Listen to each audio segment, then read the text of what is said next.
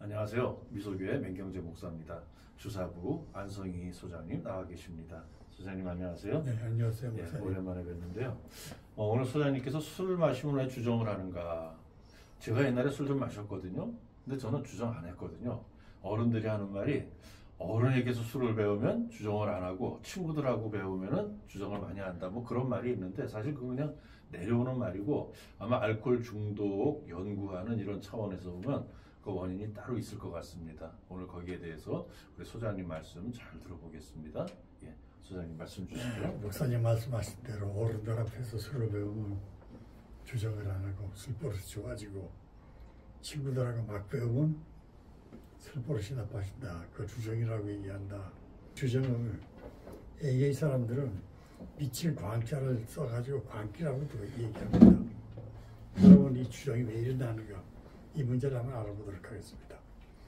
먼저 술을 마시면 우리의 정신이 어떻게 변하는지 알아봅시다. 알코올의 작용은 우리 몸의 최상 기관인 뇌에서부터 일어납니다. 영국의 신경과 전문의이며 생물학자인 H. 잭슨이라는 사람은 뇌에 대한 알코올의 작용이 비교적 빨리 미치는 부분과 느리게 미치는 부분이 구별된다고 하였습니다.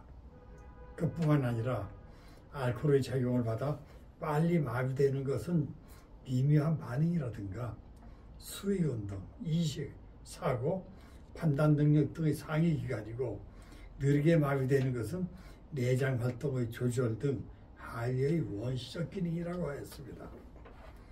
잭슨의 연구는 지금도 올바른 것으로 받아들여지고 있습니다. 그 후 상세한 연구로 모든 기능이 빨리 마비되는 것은 대뇌 피질에 의한 알코올의 직접 작용이라기보다는 대뇌 피질 활동을 조절하는 뇌의 가장 중요한 부분의 활동이 알코올에 의해 가장 쉽고 빠르게 억제되기 때문이라는 사실이 밝혀졌습니다. 이 부분을 뇌각망량체라고 하며 여기서 부활계가 발동이 됩니다. 1960년 일본 오키와고의 연구에 의하면 대뇌의 심피질이 잠들어버린 시기에 낡은 변연피질은 잠들지 않고 아직 활동하고 있다고 합니다.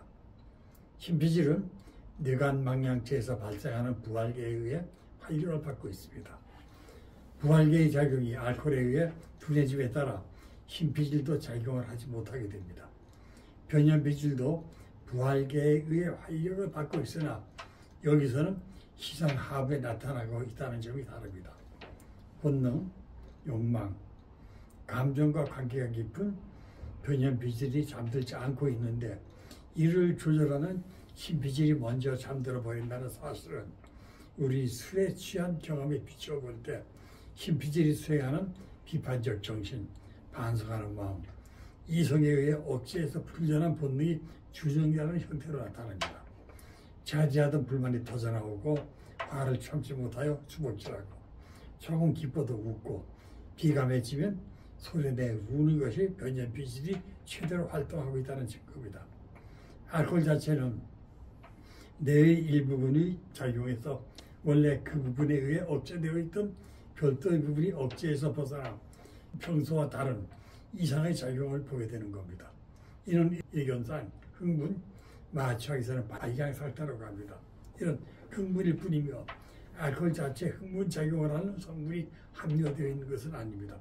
그 증거로 이 흥분은 어디까지나 일시적이며 알코올의 작용이 조금 더 진행되면 모든 것이 마비되는 쪽으로 진행이 됩니다. 다음은 술을 마시면 왜 정신없이 말하거나 행동하는 주정이 일어날까? 빛을 광자를 써서 광기라고도 하는 이 주정에 대해서 알아봅시다. 마시지 않을 때는 양같이 온순하고 법 없이도 살고 그렇게 신사할 수 없는 사람이 술만 들어가면 그렇게 망나니로 변할 수 없다고 하소연하는 가정주부들을 많이 만납니다. 예를 들어봅시다. 와인은 기독교인입니다. 그는 평소 성경 구절을 즐겨 인용합니다. 주시는 자도 하나님이요 가져가시는 자도 하나님이신데 내 것이 어디 있느냐고 성경 욥기서를 즐겨 인용을 합니다. 그런 그가 술만 들어가면 자기 아내에게 이 도둑년아 내 돈 내놔 하고 아내를 괴롭힙니다. 그의 명의로 작은 땅이 있었습니다. 원래는 시 소유지였는데 시에서 민간에게 불한 땅이었습니다. 그 땅에 집을 짓고 살던 사람들이 시에서 싼값에 불화를 받았습니다. 그런 그는 명문대학을 졸업하고 대기업에 취업을 했고 중매로 지방 토호의 딸과 결혼을 했습니다. 그는 30 중반에 대기업에서 퇴직할 때까지 가정을 위해 돈 한 푼 벌지 않고 술타령으로 세월을 보낸 사람이었습니다. 그런 그에게 불화대금이 있을 리가 없었습니다. 그래서 아내가 돈을 마련하여 그 땅을 불화받았습니다. 그는 그 땅을 처분하여 사촌 형에게 맡기고 계속 술타령이었습니다. 그 돈도 멀지 않아 모두 술값으로 탕진할 것은 불보듯 뻔한 일이었습니다. 애동딸 하나를 둔 아내는 노후가 큰 걱정이었습니다. 출가 애인인 딸이 시집가고 알코올 중독자가 된 남편만 믿고 살면 다가오는 노년을 어떻게 할 것인가. 그런 생활 무능력자인 남편을 믿고 마냥 손 놓고 있을 수는 없었습니다. 그리하여 생각도 못해 남편이 입원한 정신병원을 찾아가 남편과談判을 벌였습니다. 퇴원하고 싶으면 그 돈을 자기에게 달라고. 당시에는 정신병원 입원 환자는 보호자의 동의가 없으면 10년이고 20년이고 퇴원할 수 없었습니다. 남편은 하는 수 없이 사촌 형에게 편지를 써주었습니다. 자신이 맡긴 돈을 아내에게 주라고. 아내는 지인의 소개로 그 돈을 부동산에 투자했습니다. 신축된 스포츠센터의 지하상가로 계획대로라면 임대 수입이 상당할 것 같았습니다. 그러나 건물 수입 부도로 임대 수입은커녕 임대료도 찾지 못했습니다. 이런 사실을 한 남편은 평소에는 기독교인답게 주시는 자도 하나님이요 가져가시는 자도 하나님이신데 내 것이 어디 있느냐고 입버릇처럼 말했습니다. 그러나 술이 들어가면 이 도둑년아 내 돈 내놔 하고 아내를 괴롭힙니다. 일종의 습관화된 주정인 것입니다. 이러한 증상을 어떤 사람은 주정 중독이라고도 합니다. 남편도 그런 자신의 행동이 잘못된 것인 줄 잘 압니다. 다른 중독자의 경우를 예로 들어서 설명하고 쉽게 수긍이 됩니다. 어느 알코올 중독자의 아내도 남편 대신 가정을 책임져야 했기에 경제에 어려움을 겪고 있었습니다. 그녀도 친구의 권유로 빚까지 내어 수익이 높다는 사업에 투자를 했습니다. 그 투자도 실패를 끝나고 빚만 떠안게 되었습니다. 그러나 그녀의 남편은 아내를 탓하지 않았습니다. 그는 내가 알코올 중독자가 되어 가장 구실을 못하니까 아내가 나 대신 돈 벌 욕심에 저지른 실수인데 내가 어떻게 아내를 탓하겠느냐고 오히려 아내를 위로했습니다. 이 두 사람의 행동이 왜 이렇게 다를까요? 아프의 남편은 평소 아내에게 불만이 많았습니다. 아내는 자신의 음주에 방해꾼 정도로 인식을 했습니다. 그는 이렇게 불만을 표출했습니다. 술 한 번 실컷 마셔보지 못하고 병원에 끌려다닌다고.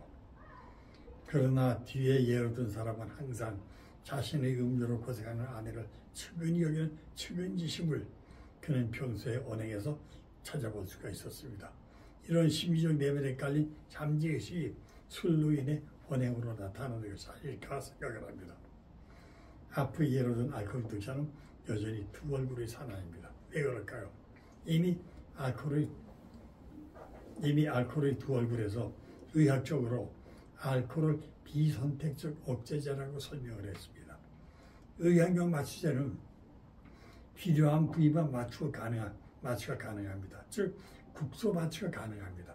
그러나 비선택적 마취는 국소 마취가 불가능하며 신체의 모든 부분의 마취만 가능할 부분입니다. 즉 전신 마취만 가능하다는 얘기입니다. 알코올은 이런 비선택적 마취제인 것입니다. 뇌에 대한 알코올의 작용은 비교적 빨리 미치는 부분과 느리게 미치는 부분으로 구별됩니다. 알코올의 작용을 받아 빨리 마비되는 것은 미묘한 반응이라든가 수의 운동, 인식, 기억, 사고, 판단 능력 등의 고등 기능이고 느리게 마비되는 것은 내장 활동의 조절 등 하위의 원시 기능입니다. 뇌의 기능이 고등 기능이 빨리 마비되는 것은 대뇌 피질에 대한 알코올의 직접 작용이라기보다 대뇌 피질의 활동을 조절하는 뇌의 가장 중요한 부분의 알코올에 의해서 가장 쉽고 빠르게 억제되기 때문일 것입니다. 이 부분이 뇌관망양체에 여기서 부활계가 발동합니다.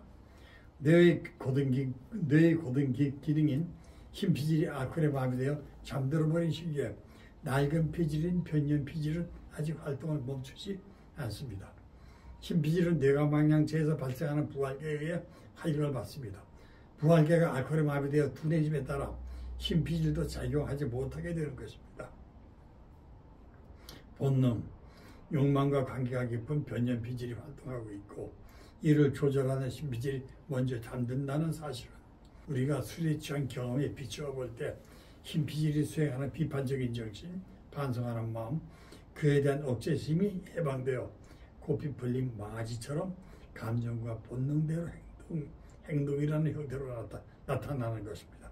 오죽하면 이 주정은 A에서 미칠 광자를 써서 광기라고 부릅니다.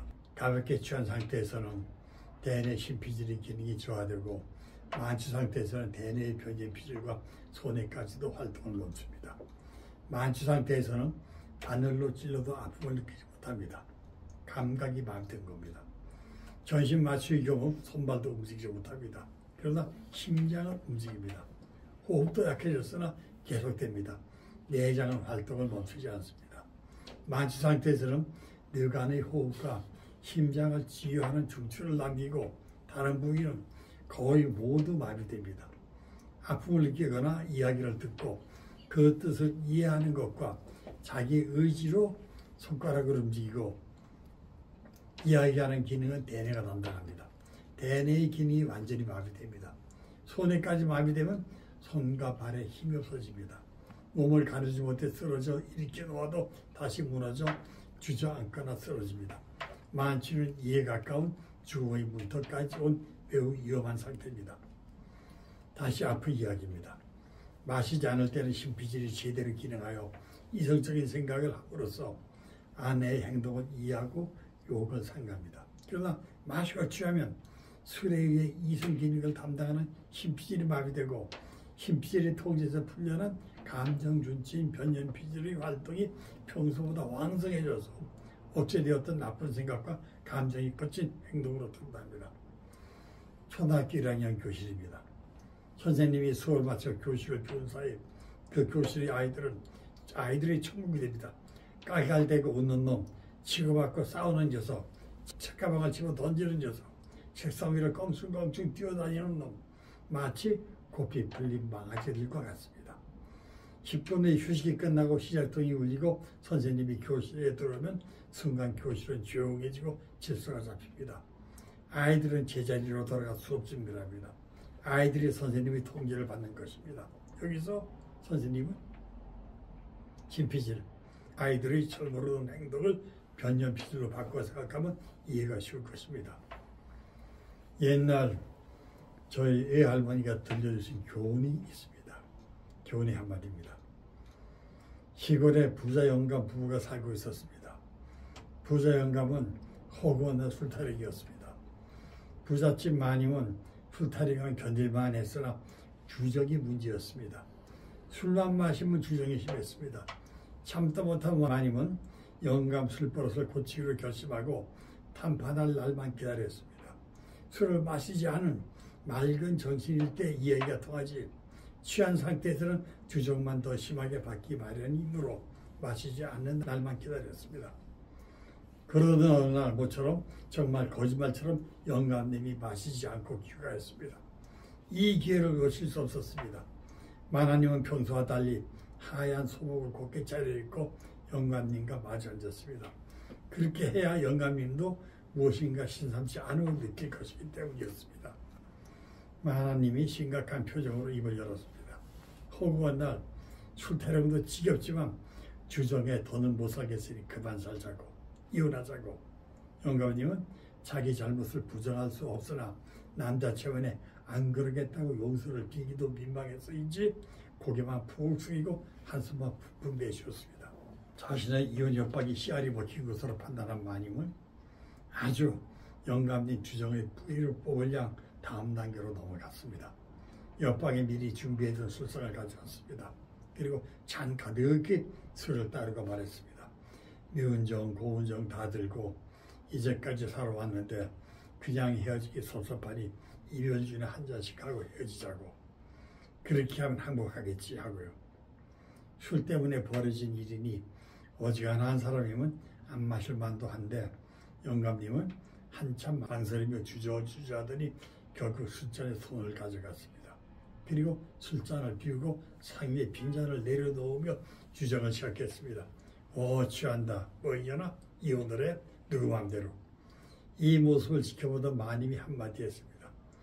술만 먹고 주정하는 줄 알았더니 이젠 쌀뜨물만 먹고도 주정하네. 그러자 영감님이 한마디 했습니다. 왠지 싱겁더라 이년. 이렇게 이제 주정도 중독이 됩니다. 이런 주정을 피하는 법은 오직 한 가지뿐입니다. 마시지 않는 겁니다. 그러면 주정의 형태에 대해서 알아봅시다. 주정 형태입니다. 첫째, 파괴형입니다. 술에 취해 가족을 구타하고 기물을 부수고 관계를 버립니다. 두 번째, 단순형입니다. 술만 마시면 조용히 잠을 잡니다. 셋째, 분열형입니다. 정신분열증을 일으킵니다. 이것으로 이번에는 마치도록 하겠습니다. 감사합니다. 예. 소장님 감사합니다. 이 원래 그 주정에 대한 뭐 일화, 예화 참 재미있는 것 같고 저도 많이 몇 가지 좀 알고 있는데 자는 것도 주정이네요. 조용히 자는 것도요. 옛날에 저는 아마 이 단순형의 주정을 가지고 있었던 모양입니다. 술 마시면 잤거든요. 예, 오늘 이 말씀 잘 듣고요. 여러분 절제하고 중독에 가지 않도록 늘 가리면서 그렇게 지혜로운 생활을 하실 수 있기를 바랍니다. 오늘 여기서 마치겠습니다. 감사합니다. 네, 감사합니다. 수고하셨습니다.